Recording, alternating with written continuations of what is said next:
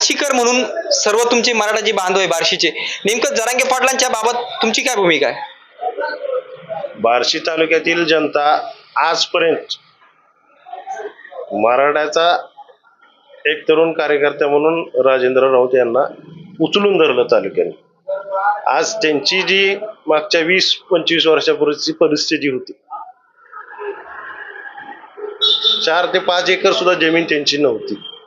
आज जे ते मोठे झाले ह्या समाजाच्या जीवावर झाले.